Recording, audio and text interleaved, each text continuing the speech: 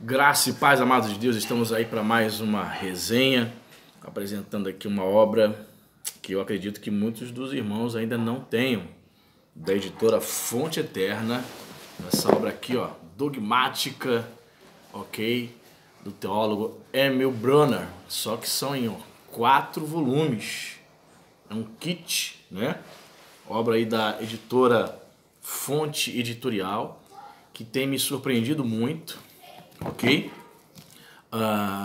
Com as suas obras de teologia. Se você der um pulinho lá na... Eu comprei esse kit aqui na livraria, no site da Livraria Família Cristã. Se você for procurar livros de teologia dessa editora, você vai se surpreender. Tem muita coisa boa. Estão me surpreendendo. E Emil Brunner foi um teólogo, né, suíço, né, que viveu no século passado, século XX, e deu uma grande contribuição na questão teológica, e tem outras obras também, certo? Então temos aqui o kit em 4 volumes, são mais de 1.500 páginas, perfeito? Vamos analisar aqui, ó. Temos aqui o volume 1, ok? Que vai falar sobre a doutrina cristã de Deus, se dividindo aí em... primeiro volume aqui em 458 páginas. Temos aí uma fonte muito agradável de leitura nesse primeiro volume. Perfeito? Emil Brunner, vamos fazer aqui uma apresentação, talvez você nunca tenha ouvido falar sobre ele. Ele nasceu em 1889 e morreu em 1966. Foi um dos maiores teólogos do século XX, ligado à Igreja Reformada Suíça. Brunner, está escrito Brunner, né, mas a pronúncia é Emil Brunner. É o autor de obras clássicas como Revelação e Razão, O Equívoco sobre a Igreja, Teologia da Crise e a sua dogmática em 3 volumes. Vários desses livros estão sendo traduzidos para serem publicados por essa editora. Finalmente será possível aos estudantes de teologia ter acesso às fontes primárias. Os pós-graduando em teologia poderão escrever teses e dissertações interpretativas a partir de textos dos grandes teólogos. Finalmente torna-se possível uma teologia dogmática de cunho acadêmico no Brasil. Então temos aqui mais uma editora, irmãos, que a semelhança da editora Academia Cristã, editora Paulus, produzem livros assim de alto nível, né? Não é livro para quem está começando, não. É livro realmente para quem já terminando aí o seu bacharel, já está na pós, está fazendo mestrado. É alto nível aí elevado de diálogo, de conversa, nas questões da teologia, ok? Por exemplo, ele divide aqui esse livro aqui em vários capítulos, né? Ele vai falar sobre a posição da dogmática, ele tem uma introdução, né, que é chamada de prolegômenos, a base da doutrina cristã, a necessidade da dogmática, a revelação como palavra de Deus, a doutrina e o testemunho da fé, a norma da doutrina cristã. No capítulo 7 já. Capítulo 7, dogma e dogmática. Capítulo 8, dogmática como ciência. Capítulo 9, o caráter contemporâneo da dogmática. Capítulo 10, fé e razão da dogmática. No capítulo 11, o conceito e a tarefa da dogmática. Tem muita coisa, irmão. Muita coisa aqui. Parte 1, fundamento eterno da autocomunicação divina. Ok? Na parte 2, ele vai falar sobre a doutrina ortodoxa da Trindade. Capítulo 17, já estou aqui, dei um pulo, o problema dos atributos divinos. Capítulo 18, Deus, o Todo-Poderoso. Capítulo 19, a onipresença, a onisciência de Deus. Capítulo 20, eternidade, imutabilidade, fidelidade e justiça de Deus. Capítulo 21, a sabedoria e a glória de Deus. Muita coisa que ele vai falar aqui. Por exemplo, prolegômenos. Vamos aqui no prolegômenos, aqui, capítulo, página 11. Ele faz a seguinte declaração. Cadê? Página 11. Prolegômenos. O lugar, prolegômenos seria uma espécie de prefácio, né? Vamos lá para o capítulo 1, o lugar da dogmática. Ele diz assim: o empreendimento intelectual, que tradicionalmente é chamado de dogmática, acontece no interior da igreja cristã. Este pormenor a distingue das demais tarefas intelectuais similares, especialmente no âmbito da filosofia, como geralmente é entendido. Nosso interesse imediato não é questionar quanto à legitimidade deste empreendimento particular, se é vantajoso ou simplesmente necessário. Nossa palavra inicial sobre isto é que a dogmática está intimamente relacionada com a existência da igreja cristã, tendo sua origem apenas em seu âmbito. Estudamos dogmática como membros da igreja, com a consciência que temos uma incumbência dada por ela, um serviço a lhe prestar, devido a uma compulsão que pode originar-se somente no seu interior. Historicamente, de fato, a igreja existe antes da dogmática. O fato de que a fé e a igreja cristã existem precede a existência dogmática, precede a existência, a possibilidade e a necessidade de dogmática. Consequentemente, se a dogmática é alguma coisa, é antes de tudo uma função da igreja. Então traz aqui essa questão aqui sobre o lugar da dogmática.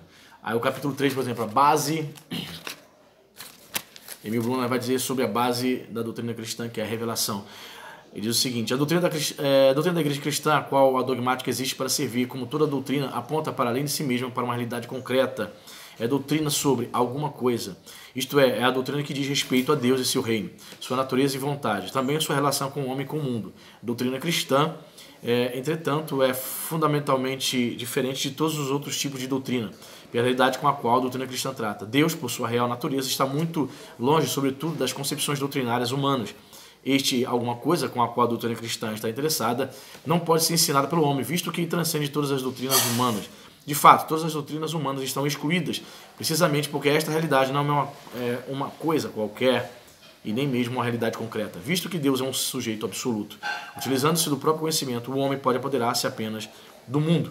Deus, entretanto, não é o mundo. Desta forma, encontra-se fora do círculo do qual o conhecimento humano, adquirido por seus próprios esforços, pode mover e com a qual está apto a tratar. Ele está falando aqui que é impossível que o homem venha conhecer verdadeiramente Deus, né, através do conhecimento humano. É necessário uma revelação. Irmãos, muito interessante. Vamos aqui para o volume 2, ok? Volume 2, nós vimos aqui o volume 1, então agora o volume 2, vai falar sobre a doutrina cristã da criação e da redenção. Esse volume 2 aqui possui 579 páginas, a fonte, a letra já é menor, porque tem muito mais conteúdo, tá vendo? Eles mudaram aqui a fonte para poder caber todo o conteúdo que tem dessa dogmática. Né? A parte 2, realização histórica da autocomunicação divina. Muitos de nós conhecemos esses tipos de livros que vão sistematizando a doutrina cristã como teologia sistemática. Mas entre luteranos, muitos teólogos da Igreja Reformada, eles se chamam de dogmática. Você vai ver isso também em Karl Barth. Infelizmente, Karl Barth, ao morrer, que é considerado um dos maiores teólogos do século XX, dialogava muito com Emil Brunner. Karl Barth ele estava empreendendo, antes da sua morte, uma obra gigantesca aí, que seria uma espécie de teologia sistemática, no qual ele estava chamando de dogmática cristã. Essa obra foi até publicada, mas sem ter sido concluída por Karl Barth. Infelizmente não tem ainda em língua portuguesa. A gente espera aí, quem sabe aí, a fonte editorial aí, estamos dando uma dica aí, hein, fonte, traduzir a obra de Karl Barth. Então, são teólogos considerados, irmãos, você que é conservador, talvez você tenha uma certa rejeição em relação a esses teólogos que são chamados da escola da neo-ortodoxia. Emil Brunner Karl Barth mas não tem como negar a influência desses caras na teologia. Se você é uma pessoa que quer se aprofundar na teologia, que quer fazer a sua pós-graduação numa faculdade teológica de respeito, de renome, sabe? Não é fundo de quintal, não. Se você deseja fazer um mestrado em teologia, eu conheço pessoas que são evangélicas da Igreja Batista, na Assembleia de Deus, que fizeram seu mestrado aqui na PUC do Rio de Janeiro, que é uma universidade católica. Por quê? Porque além de ser reconhecido pelo MEC, muito mais do que isso, tem um peso violento você ter um mestrado pela PUC, ter um doutorado pela PUC. Entendeu? Então, quem se aprofunda na questão acadêmica sabe que é de suma importância, né? Talvez na prática do dia a dia, para você que é pastor, professor da escola dominical, não venha ter tanta valia. Porém, quando você lê um autor como esse, poxa, sua mente ela abre-se o leque, querido. Você sai dos livros chamados de pária. Eu me lembro que no primeiro ano do seminário, lá em 2008, 12 anos se passaram já, eu tive uma professora, ela é batista, com doutorado em teologia pela PUC aqui do Rio de Janeiro. Autora de livros de gramática hebraica, ou seja, crânio.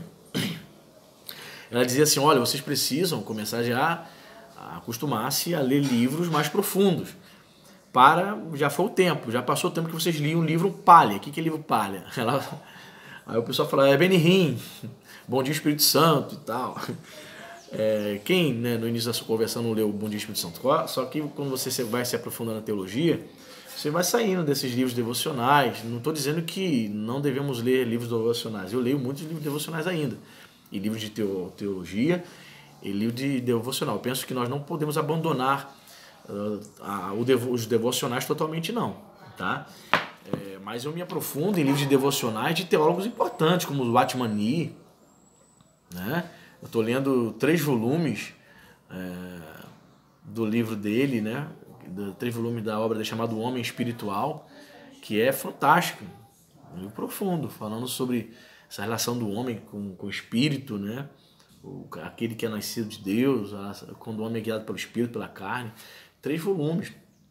Então, é importante você se aprofundar aí nesses teólogos. Então, temos aqui o capítulo 1, ele vai falar sobre o Criador, sua criação, a origem da criação, conhecimento da criação, a criação não uma teoria do modo pelo qual o mundo veio existir, a criação ex nihilo, né, um termo latim que significa a criação a partir do nada, é o que a Bíblia ensina, o propósito da criação, o início do tempo, este mundo, capítulo 7, é aquele que Deus criou, ou melhor, capítulo 1, subdivisão 7. Subdivisão 8, a independência da criação, analogia entes, né, a teologia, o ensino que vai falar sobre Deus como um ente, né, como um ser existente.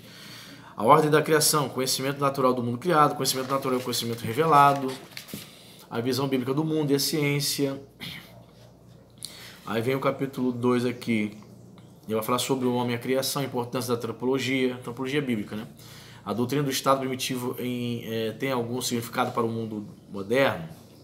O poder de partida, o homem como criatura, a imagem de Deus e a criação, o homem como espírito encarnado, a polaridade do sexo, individualidade, o domínio do homem sobre a terra, a mortalidade da alma, o autoconhecimento natural, a luz da revelação, o homem criado por Deus, o homem como pecador, o homem como pecador, capítulo 3, então ele vai se subdividir falando sobre o pecado como rebelião, o pecado como apostasia, o pecado como ação total, o pecado universal, muita coisa,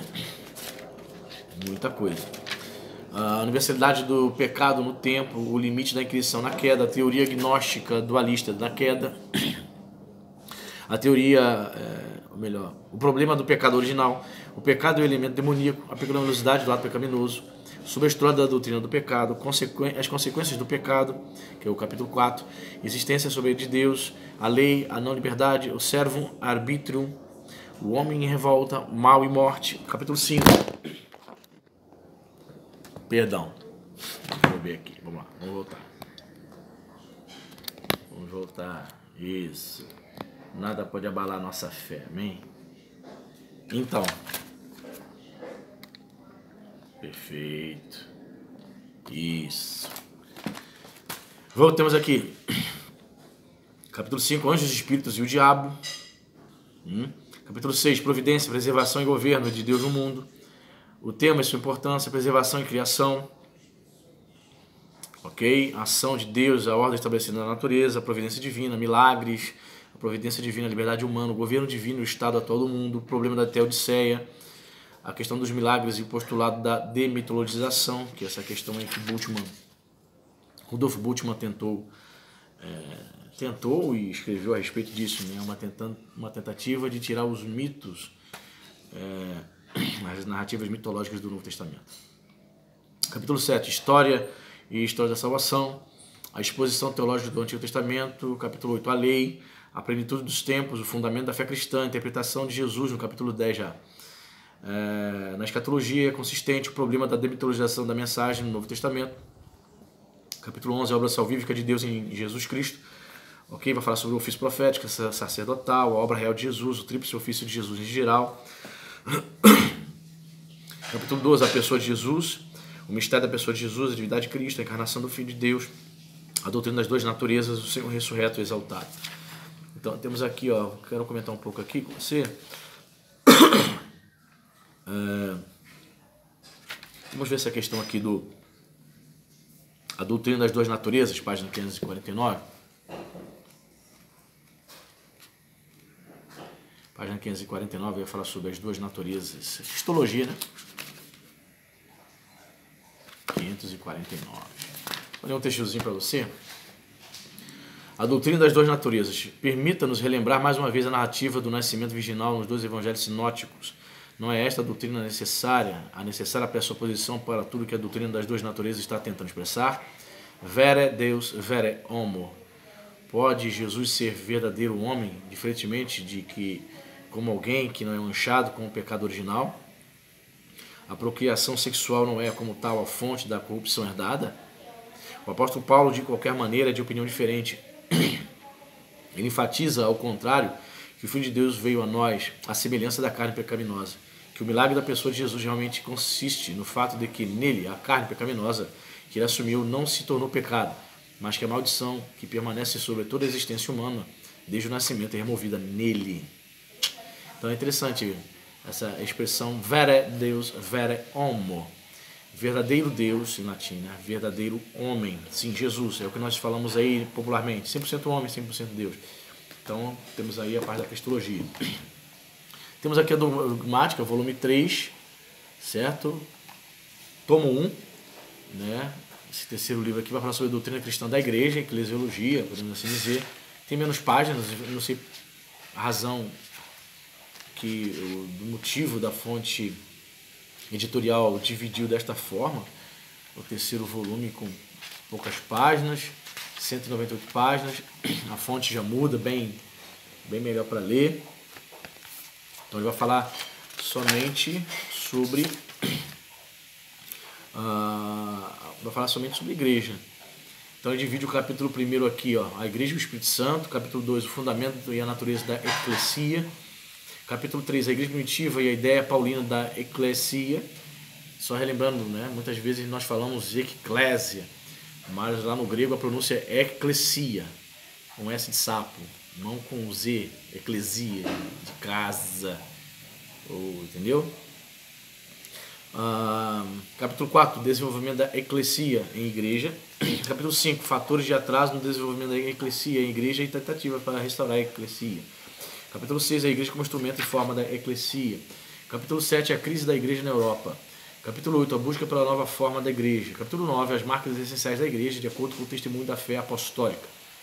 Ok? Temos aí o volume terceiro e o último volume, para essa resenha não ficar muito longa. Temos aí a doutrina cristã da fé e consumação, volume 3, tomo 2, se dividindo aí em 342 páginas. Perfeito? No qual ele vai dividir-se, dando continuidade, né, ao tomo 1, o volume 3. Ele já inicia no capítulo 10, a igreja e o Espírito Santo. Capítulo 11 é fé e incredulidade. Capítulo 12 é a fé de acordo com o testemunho da Escritura. Capítulo 13, o entendimento equivocado da fé. Então ele vai falar sobre a palavra fé, a função do testemunho na origem da fé, causas e formas do equívoco da pistis. Pistis, né, no grego, fé ou fidelidade, pode ser traduzido. Capítulo 14, a forma aperfeiçoada da fé.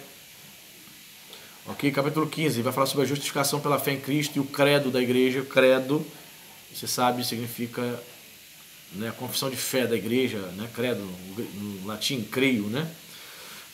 Vai falar sobre o credo apostólico, o dogma, os escritos confessionais da reforma.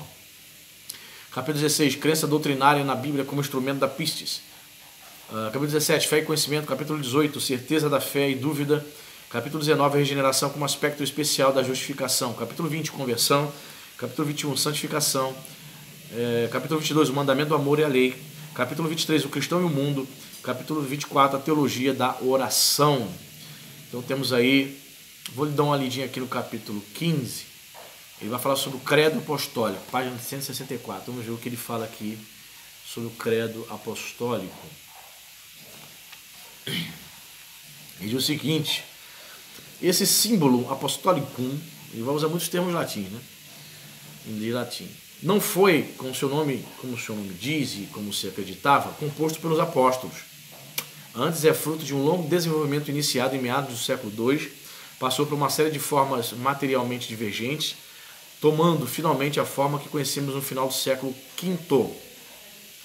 Reconhecemos desde o início seu alto valor como o credo que une todas as igrejas cristãs, que acima de tudo prestou serviço inestimável na luta contra as heresias gnósticas, porque dá expressão inequívoca à verdade da fé, de que a fé cristã é fé no Deus que se revelou através do Espírito Santo na pessoa de Jesus.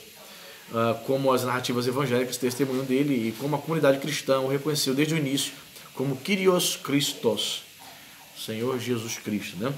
Nesse sentido, podemos reconhecer o credo apostólico como uma excelente profissão da fé cristã no sentido do Novo Testamento, dizendo brevemente o essencial.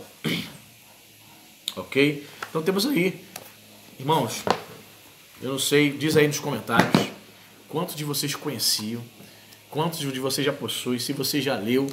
Chegou para mim ontem, né? A editora Família Cristã me entregou ontem. Chega rápido, sempre tem algumas promoções. Uma obra dessa aí, com 1.500 páginas, 4 volumes, você pagaria aí, eu paguei numa promoção, foi R$60.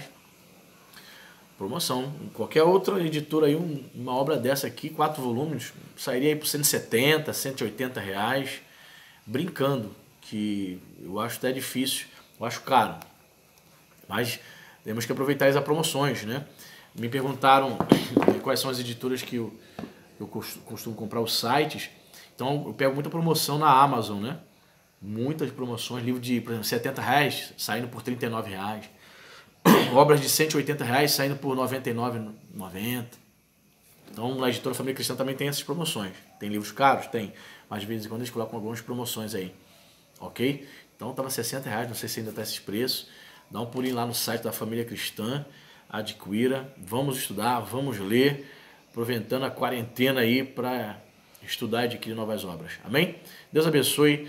Não deixe de dar o like, dar o seu joia. Vê se você está ativo aí nos sininhos aí. Compartilha, se inscreva no nosso canal se você não é inscrito.